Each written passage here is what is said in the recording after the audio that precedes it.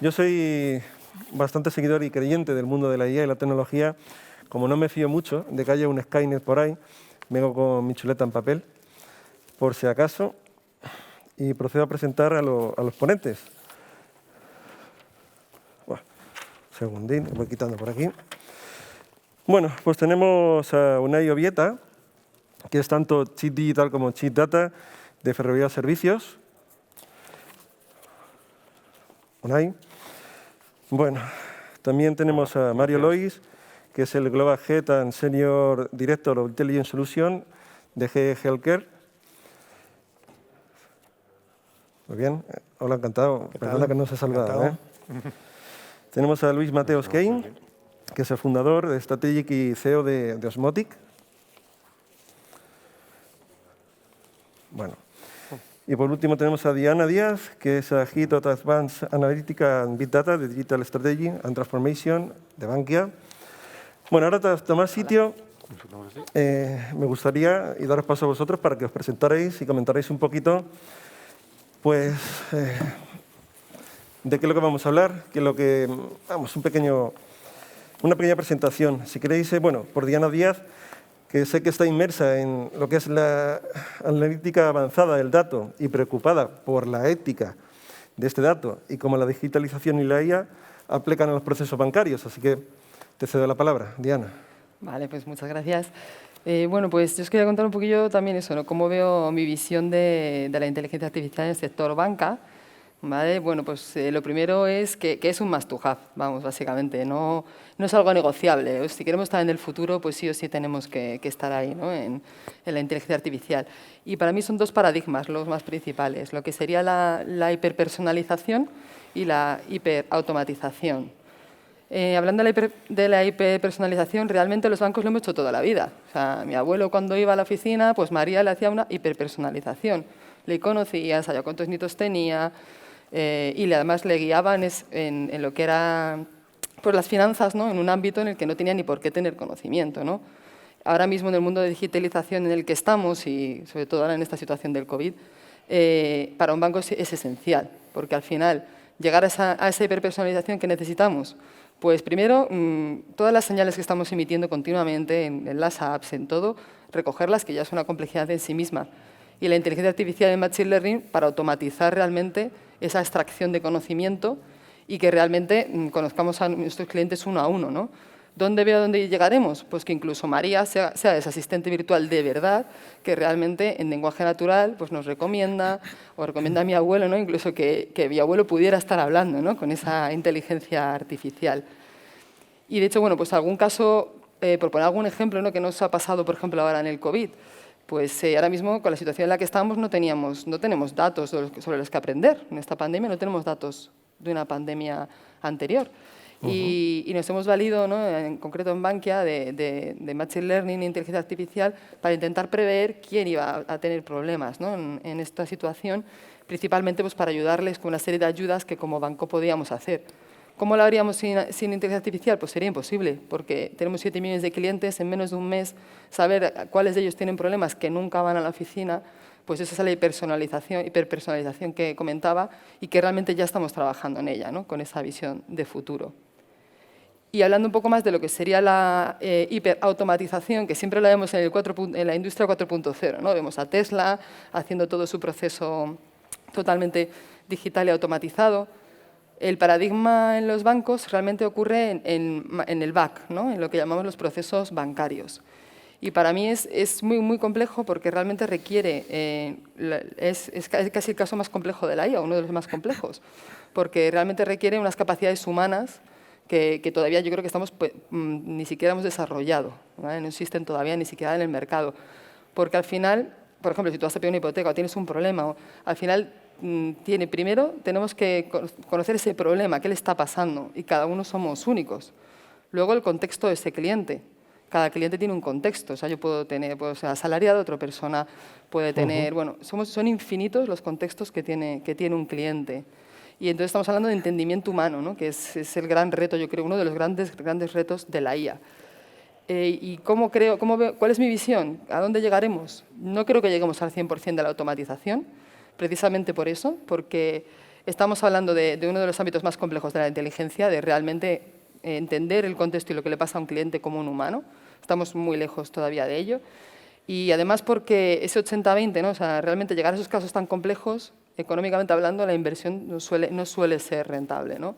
Si te parece, Diana, y así seguimos un poco también con el resto de ponentes, tenemos a Mario, que es un experto en soluciones basadas en la IA para la detección del cáncer de mama, ¿no? Y todo esto que comentas es muy interesante, ¿no? El cómo llegamos la automatización, ¿no? Al final y el ser humano. ¿Cómo lo ves, Mario? Digamos que mi visión es un poco parecida a lo que comentaba Diana, ¿no? Yo creo que es inevitable, viene un cambio muy grande en el sector de sanidad. Lo que nosotros estamos viendo en el desarrollo de técnicas de imagen, de inteligencia artificial para ayudar a la detección del cáncer, es que estamos ya pasando, digamos, ya hemos pasado de una fase en la que había un escepticismo y una cierta resistencia importante, tanto interna, dentro de la compañía de nuestros propios ingenieros que tradicionalmente han estado trabajando con técnicas no basadas en el aprendizaje profundo, en el deep learning, y han tenido que aprender el deep learning. Al principio eran muchos de ellos muy escépticos.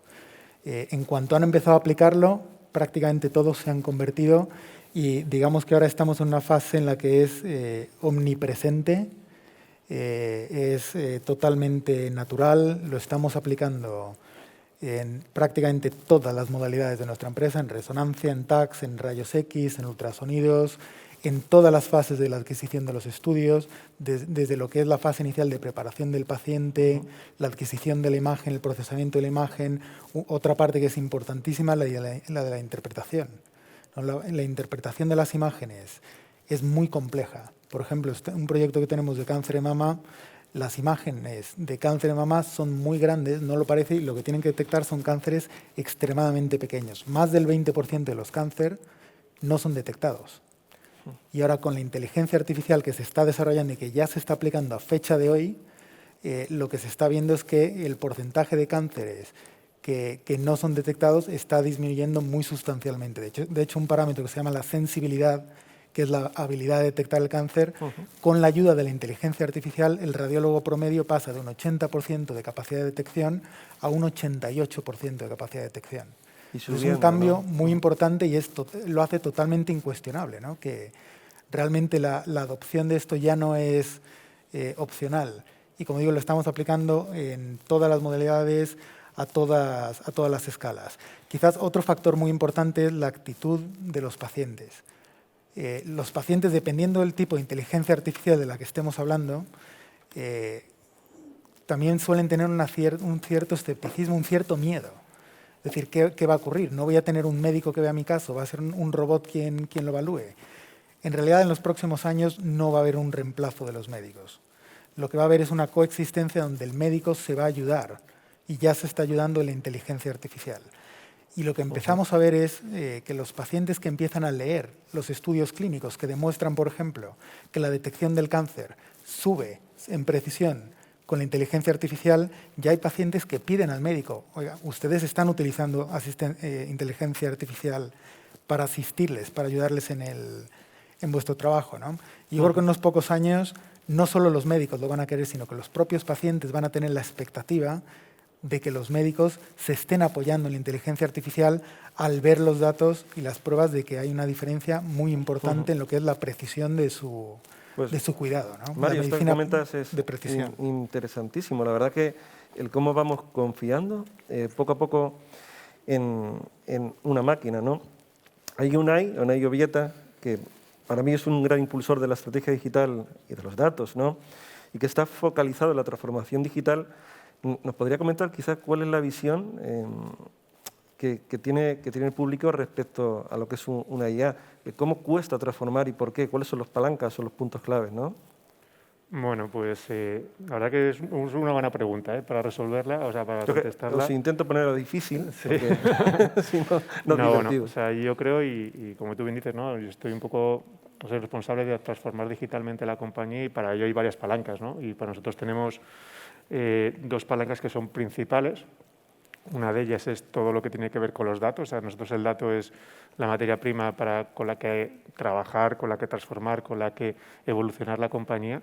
Y la otra que también es muy fundamental, y yo creo que incluso algún comentario que ha hecho Mata o incluso Rafa, son las personas y la cultura y cómo afecta, ¿no?, a la transformación, porque estamos hablando mucho de inteligencia artificial, de máquinas, etcétera, pero no olvidemos que esto es un cambio en un tiempo, ¿no?, y que las personas tienen que habituarse a ella, tienes que transformarte también nosotros como personas, ¿no? Aparte de nos puedan poner un chip o que empecemos un poco a cambiar, ¿no? Entonces, para nosotros, y mira que yo hablo desde un sector, ¿no?, el sector de servicios, que es un poco más tradicional, no tan maduro en datos como puede ser la banca o puede ser, por ejemplo, toda la parte de sanidad, que tiene una aplicabilidad mucho más rápida, ¿no?, y mucho más visual. Nosotros hemos visto de que o el sector de los servicios empezamos a transformarnos y a evolucionar hacia un modelo más digital, o en un poco tiempo estaremos fuera, ¿no?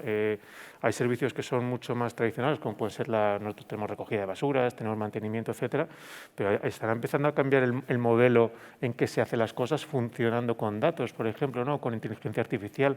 Hay ya pequeñas startups, hay empresas, muchas americanas, que empiezan a trabajar y que te pueden quitar a medio plazo todo el negocio que tú estás haciendo aplicando unas metodologías distintas y cambiando el modelo de negocio, ¿no?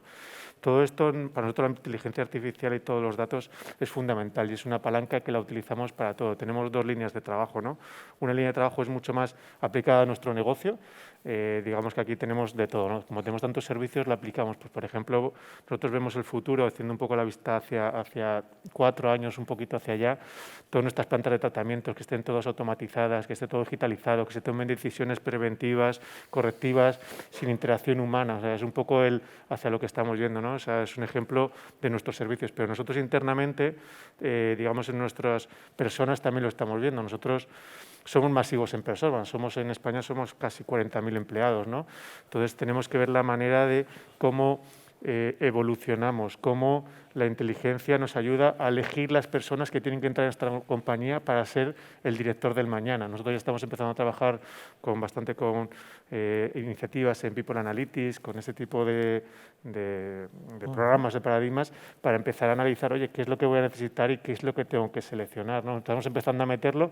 Es cierto que todos son primeros pasos para ir evolucionando, pero si no lo hacemos, aún sin ser una empresa que sea muy necesaria y que tenga que hacer este tipo de cosas, como han comentado Mari y Diana, o lo hacemos ahora, tenemos que empezar a hacer, y la competencia lo está haciendo, o sea, no solamente Ferrovial, en las noticias SACI y otras empresas de nuestro sector, se está viendo cómo estamos evolucionando ahí.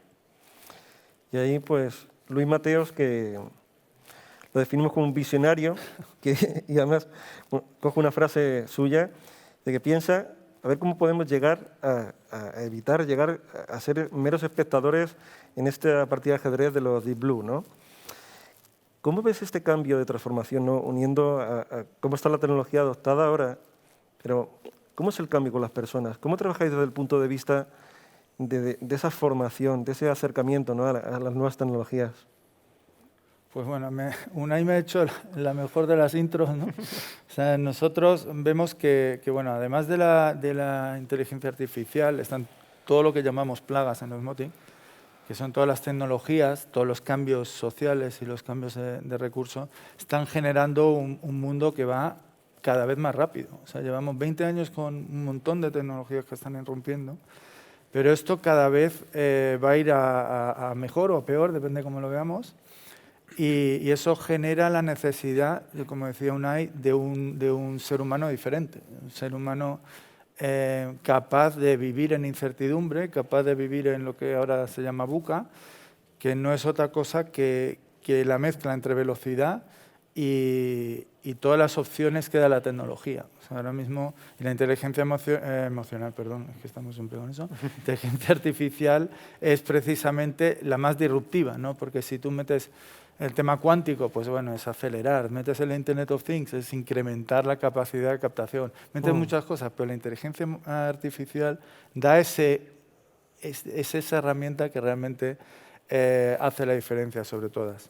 Entonces nosotros lo que hacemos básicamente, que somos Business School as it should be, es formar a los alumnos, ejecutivos, emprendedores, etcétera, en capacidades, digamos, como decía, creo que era Maca que decía que el humano hace bien lo que el robot hace mal y el robot hace bien lo que el humano hace mal, pues desarrollar pues, la capacidad cognitiva, la capacidad colectiva, la inteligencia emocional y sobre todo, y creo que ahí está nuestra principal ventaja frente al robot, entre comillas, que es la capacidad emprendedora. Muy bien. Oye, en cuanto a cómo incorporar estas nuevas capacidades, procesos, equipos, herramientas, Diana, ¿cómo usáis en el sector banca en concreto estos datos para poder proponer esos cambios? Pues la verdad es que es complejo porque requiere tomar decisiones basadas además en el retorno que vas a tener de qué equipos tienes y qué tecnologías, porque invertir muy pronto o muy tarde en estas tecnologías puede ser tanto un éxito como un fracaso. Entonces, para nosotros, yo creo que para todos los bancos, una de las cosas principales, viendo un poco incluso a lo que decía antes, para llegar a una hiperpersonalización necesito conocer muy bien a mi cliente. Y mi cliente es mío, al final, como se comporta el cliente, se comporta parecido en otros ámbitos, pero al final es verdad que quiero ver cómo se comporta conmigo. Entonces, nosotros sí que abogamos mucho porque el conocimiento, o sea, que haya expertos data scientists internos que realmente se trabajen en esa hiperpersonalización. ¿Vale? Porque al final estás generando conocimiento, lo que decíais antes, lo que decía Luis, llegaremos a un momento en el que muchas de las cosas más rutinarias las hagan las máquinas, ¿vale? Pero ese punto extra en el que entendemos al cliente y le conocemos solo lo podemos hacer, o solo por ahora y en un largo plazo nosotros. Pero también cómo lo unimos eso a qué desarrollamos internamente, porque sabréis bien, si estáis con Deep Learning, requiere a veces un esfuerzo de entrenamiento y de tecnologías muy costoso, porque, por ejemplo, tienes que taguear muchísima información, tener entrenamientos en nube, plataformas complejas, y a veces hasta que llegas a una eficacia en la que puedes confiar, tienes que iterar e incluso investigar. O sea, estamos haciendo investigaciones con papers directamente de doctorados para llegar a solucionar el siguiente problema. Entonces, decidir bien en cuándo tienes que parar, para mí es una de las cosas clave, ¿no? Y también qué cosas tenemos que esperar. Es que a lo mejor tenemos que esperar a que este tipo de algoritmos lo desarrolle una gran tecnología, una grande de la tecnología o de nicho, porque lo va a poder hacer a escala para todos los bancos o para todos los sanitarios. Entonces, balancear entre equipo interno, qué tecnología selecciono y qué desarrollo yo y qué espero a que esté en el mercado, yo creo que es clave, ¿no? Y buscando siempre lo que a mí me aporta ventaja competitiva, o sea, ROI directo, ¿no? en la elección. Muy interesante. Mario, así tomando la palabra, es decir, en vuestra industria ha quedado claro que estáis implementando la IA en todos los procesos, ¿no? de sanidad. Te voy a lanzar una pregunta un poco ya capciosa, ¿no? O sea, ¿ves que una IA sería capaz de gestionar un proceso que ahora mismo hace un médico? ¿O en conjunto? ¿Cómo lo ves? Esa es una pregunta muy buena que surge muy a menudo. Digamos que hay dos maneras de aplicar la inteligencia artificial en sanidad y quizás en otros sectores, ¿no? Una es la autónoma, que es un poco más a medio y largo plazo, pero ya está empezando a despegar. Autónoma en el sentido de, déjame utilizar un ejemplo, en el cribado de cáncer de mama. El cribado de cáncer de mama son millones de mujeres que cada año en Estados Unidos y en Europa van y se hacen la mamografía. Más del 90% de esas mujeres es totalmente normal la mamografía y sin embargo tienes a radiólogos dedicando horas y horas delante de pantallas simplemente para ver que es un caso totalmente normal. Más del 90% de lo que leen son casos normales. Y luego tienen problemas de pasar tiempo delante del paciente porque no tienen suficiente tiempo, con los oncólogos, con los cirujanos, con lo cual ese radiólogo, yo creo que una de las grandes oportunidades a corto plazo es ayudarles a reducir esos casos totalmente normales en los que aportan muy poco valor y que de hecho a muchos de ellos les frustra tanta formación, tanta capacidad dedicada a decir normal, normal, normal, normal. La inteligencia artificial dentro de muy poco, de hecho ya está en un momento, ya está en una fase en la que es tan buena autónomamente como el radiólogo promedio, a fecha de hoy, para cáncer de mama. Dentro de 3 años va a ser seguramente mejor que el 90% de los radiólogos, en modo autónomo. Con lo cual se puede aplicar para estos casos totalmente normales, hacer un triaje o un cribado y decir, no pierdan ustedes el tiempo con estos casos porque no lo requieren, no hace falta. Quizás no el 90% de los normales, pero el 80% de los que son claramente normales. Liberando entonces tiempo para el radiólogo, para los casos que realmente lo requieren y para interactuar con el paciente. Digamos que en el tiempo la tendencia se va a acentuar, va a haber cada vez más cosas que la inteligencia artificial, sobre todo con el aprendizaje profundo, va a poder hacer mejor que el humano, ¿no? Entonces, todo esto está dentro de lo que es el ámbito de la aplicación autónoma. El otro tipo de aplicación es lo que en inglés se dice concurrent, ¿no? Que es, quizás la traducción es simultáneo. Esto también va a coexistir, que es lo que comentaba antes. Un radiólogo hoy, si lee un estudio solo, tiene de promedio una sensibilidad, una capacidad de detectar el cáncer de un 80%. Si se ayuda con una inteligencia artificial, hoy sube a un 88%. Mañana va a seguir subiendo. Con lo cual yo creo que va a coexistir un mundo en el que la inteligencia artificial va a resolver algunos problemas de manera totalmente autónoma, liberando tiempo para los médicos, y el resto de actuaciones, de procesos, de estudios, de diagnóstico, los médicos se van a ayudar de la inteligencia artificial como cualquier otra herramienta de las que ya se ayudan a fecha de hoy, ¿no? Y bueno, Unai, en ese sentido, la parte de sector de servicios, la pregunta es parecida, ¿Ves que la IA va tomando un pulso en el que va desplazando a la capacidad de decisión del ser humano? Y en ese sentido, dice que sois mucha gente, ¿no? Que sois 40.000, muchas personas marcadas dentro. ¿Cómo planteáis es decir, si todo esto va sucediendo, va en esta línea, ¿cómo es esa transformación del personal, ¿no? ¿Se puede hacer? ¿No? ¿Habrá menos trabajo? Yo creo que habrá distinto trabajo. O sea, es cierto de que siempre que hablamos de automatización y que hacer procesos de manera más automática con robots o con inteligencia artificial, al final es automatizar, ¿no? Y es trabajo que está haciendo una persona, porque de alguna manera lo va a hacer una máquina, ¿no? Pero yo creo que es algo que viene y que va a quedarse. Entonces nosotros tenemos que adaptarnos también. Nosotros tenemos dos tipos de, digamos, de trabajadores, ¿no? Hay trabajadores de los nuestros que a día de hoy son bastante, o sea, es difícil que se cambien por una máquina, ¿no? Pues por la gente que hace mantenimientos en edificios, etcétera. Son trabajos muy especializados o de alguna manera que todavía no hay, yo va un poco en línea también con lo que dice Diana, la inversión para que haya una máquina que haga eso no merece la pena con lo que realmente va a aportar, ¿no? Pero sí que es cierto que hay muchos trabajos de los que hacemos más, digamos, en oficina o de algunos de los que también se hacen en campo, que sí que se están ya automatizando. Hay algunos que son, digamos, con automatizaciones más tradicionales, más sencillas, pues procesos administrativos, ¿no? Pues yo creo que en todas las empresas, cuántos administrativos están haciendo tareas tediosas, repetitivas, que una máquina le puede ayudar y esa persona tiene que orientarse a hacer de otra.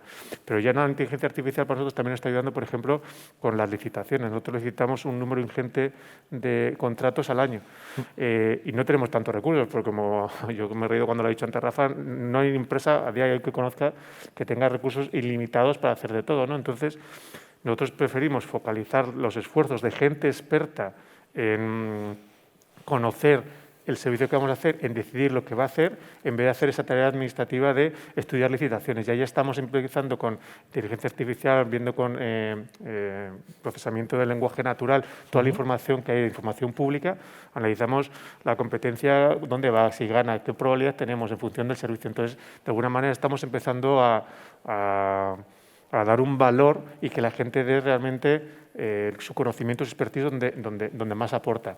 Pero como tú bien dices, esto es complejo, ¿eh? Es complejo porque al final estás quitando puestos de trabajo o tareas que está haciendo gente. Y es un cambio, yo creo que aquí podemos aportar todos mucho, cultural, de cómo la empresa tiene que ir transformándose y esas personas tienen que coger otros conocimientos, tienen que, pues, por ejemplo, en RPAs, en vez de tu tarea hacerla tú, igual es el experto que maneja el robot, ¿no? O sea, pero es un cambio bastante complejo. O sea, la tecnología, yo siempre digo que es un facilitador, está ahí, va cambiando muy rápidamente, pero es tecnología. Lo complejo es las personas y todo lo que hay por detrás y cómo manejarlo. Luis, toda esta complejidad, el upskilling versus reskilling, ¿no? Es decir, coger a una persona y enseñar en su puesto de trabajo cómo usar estas herramientas, o directamente hay que, digamos, desechar a esa persona y enseñarle otra cosa, ¿no? Vaya preguntita. No, vamos, yo estoy absolutamente convencido en el reskilling. No tanto, o sea, sí, el input que dan todas estas herramientas, al final hay que utilizarlo, pero sobre todo lo importantísimo, y vuelvo otra vez a ser pesado con el tema del buque y la velocidad, lo importantísimo es que hay que tomar muchísimas más decisiones en muchísimo menos tiempo. Y el input que genera toda esta inteligencia emocional, inteligencia artificial, etcétera, todo este input que genera, la persona sobre todo tiene que estar preparada para incorporarla en la estrategia, para ir mirando para adelante, ir cuadrando toda esta información que tiene, todos estos datos que tienen, para mejor toma de decisiones. Y eso es mucho más difícil de lo que parece, porque el ser humano, o sea, decíamos que en Osmotic decimos siempre que la empresa se tiene que convertir en un talent broker, ¿no? O sea, tiene que ir, para hacer equipos en tiempo real, tiene que ir conociendo tanto las personas que tiene alrededor, como los partners, los clientes, todo el mundo, para ir generando equipos en tiempo real. Y el problema principal es que el talento está broken. O sea, estamos acostumbrados a trabajar siempre de la misma forma y con los mismos equipos, etcétera, etcétera. Entonces sí que hay que meter a las personas en un proceso de cambio y transformación en ese sentido. Y el utilizar los beneficios que dan las tecnologías es lo primero. Bueno, en este hilo conductor, ya por no ir, cedo la palabra a quien quiera, equipos de innovación independientes, o sea, recursos dedicados versus integrados en la organización, ¿no? ¿Cómo lo veis? Es decir, ¿cómo veis que realmente, como venimos la trayectoria ahora, que es en una organización capacitamos a la gente o ese conocimiento le contratamos fuera, ¿no? ¿Cómo hacemos la transformación? ¿Cómo hacemos el cambio? Yo, por ejemplo, como decías, yo creo que hacen falta los dos equipos, ¿vale? Es decir, cuando lo sacas fuera, al final, si solo lo sacas fuera y solo tienes dentro, yo creo que pierdes de dos lados. Me explico. Un equipo de innovación para mí tiene que estar pensando en laboratorio, es decir, probablemente anticipándose a lo que va a ocurrir, porque probará 100 cosas y luego funcionarán 20, ¿no? O 10. Pero si el equipo está fuera de lo que es del día a día, o sea, de lo que son los procesos, por ejemplo, de un banco, los canales, las aplicaciones o en cualquier ámbito, el problema es que para mí no transformas nada, ¿no? O sea, yo creo que tiene que haber un equipo de transformación. Me encanta porque nuestro presidente dice una frase que la guardaré de por vida, porque dice que solo la implementación transforma la realidad. Entonces, la inteligencia artificial nos va a ayudar a transformar la realidad, pero para transformarla tenemos que conseguir meternos en los canales del banco, meternos en los procesos, meternos en las formas de trabajar, o sea, que la inteligencia entre ahí. Entonces, no puede estar aquí aislado repensando cómo vas a funcionar, ¿no? Sino tiene que estar transformando realmente esa realidad. Muy bien. Por ejemplo, Unai, ¿qué ves en el sector servicios en cuanto a qué es la tendencia? ¿Qué os indican los datos que analizáis? Porque estáis mirando la competencia, también os miráis a vosotros, ¿no? ¿Qué os indica? Sí, bueno, al final analizas todo, ¿no? Analizas cómo se encuentra la competencia. Siempre nosotros, cuando hicimos el plan de transformación digital, miras un poco todo. Miras cómo te encuentras tú, cómo está el mercado y hacia dónde quieres ir. Pero nosotros tenemos una ventaja y es que tenemos mucho donde mirar. Me explico. Aunque pues ya parece una desventaja, pero cosas que están haciendo otros mercados, otros sectores, para nosotros nos sirve un poco como imagen y ver cosas que podemos luego aplicar a nuestro negocio, a nuestros servicios.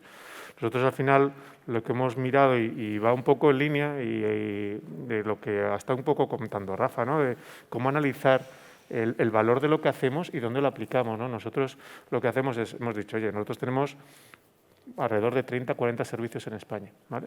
Pero son 8 los principales. Lo que tenemos que ver, esos 8 principales, si queremos que tengan mayor impacto, además unimos datos de rentabilidad, de impacto en cuenta de resultados, etcétera, vemos de qué manera transformando estos servicios son los que van a marcar nuestro futuro, van a marcar un poco la tendencia. ejemplos, ¿no? Nosotros nos estamos dando cuenta desde hace ya varios años que cada vez la información es más relevante para los ayuntamientos, ¿no? El ayuntamiento no quiere ser un ente ya en el que tú trabajes, por ejemplo, recoges la limpieza o limpias sus calles y ellos se enteren luego de lo que has hecho. No, es que quieren tener en tiempo real lo que estás haciendo y ellos te van marcando un poco. Entonces nosotros tenemos que cambiar la estrategia para que esta información de alguna manera se les suministre a ellos en tiempo real y cambiar el chip o el concepto internamente. Yo me acuerdo cuando entré en Ferrovial hace 5 años, que cuando hablábamos de esto, lo primero que nos decían nuestros compañeros es cuidado, que si le damos toda la información van a saber lo que hacemos, ¿no? Es como, que van a controlar lo que hacemos y entonces ya no me puedo yo mover. Pero nos hemos dado cuenta que no, que si lo que nosotros vendemos es hacer buenos servicios, darles la información.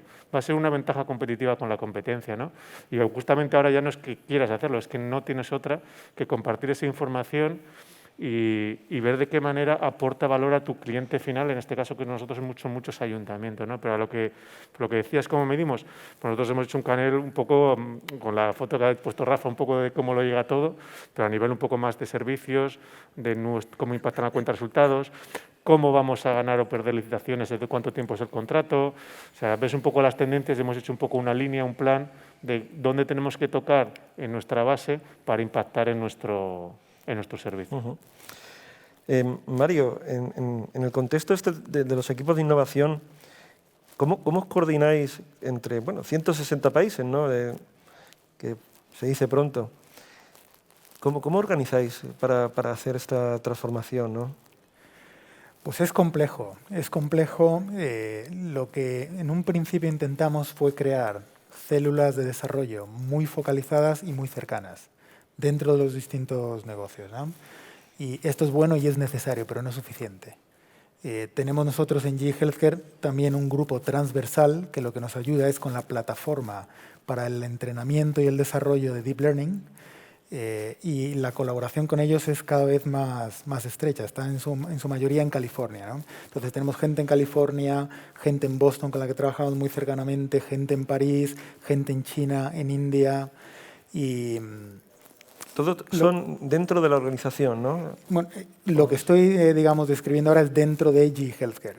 Dicho esto, también ahora estamos cada vez más abriendo, un poco en línea con lo que decía Diana, abriendo a colaboraciones externas, porque ni podemos ni debemos nosotros desarrollar absolutamente todo, ¿no? Entonces, tenemos, tres maneras de desarrollar. El desarrollo interno, aprovechando todos los recursos que están distribuidos a nivel mundial, que es complejo, pero cada vez funciona mejor y en base a la confianza también de los individuos, ¿no? El aspecto cultural y el aspecto de confianza y colaboración. El segundo es el co-desarrollo. Por ejemplo, tenemos una colaboración que es información pública con Mass General de Boston, con el Hospital Mass General, en la cual estamos desarrollando conjuntamente algoritmos de inteligencia artificial y es muy complementaria. Insisto, al principio había un poco de este síndrome, en inglés es el NIH, Not Invented Here, ¿no? Donde nuestros propios ingenieros eran reticentes de ¿por qué vamos a compartir nuestra tecnología con un grupo externo? ¿No? Quizás les veían un poco como competencia. En cuanto hemos empezado a tener esa colaboración, están absolutamente encantados.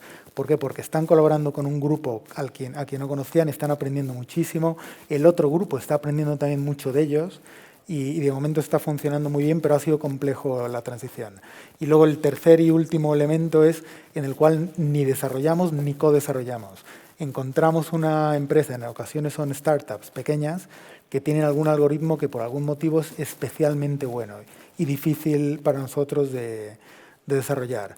Y negociamos con ellos, ¿no? Negociamos una integración en nuestro ecosistema de soluciones para coger este algoritmo e integrarlo de una manera óptima en lo que es la rutina clínica, que tampoco es nada trivial. Hay algoritmos muy buenos que fracasan.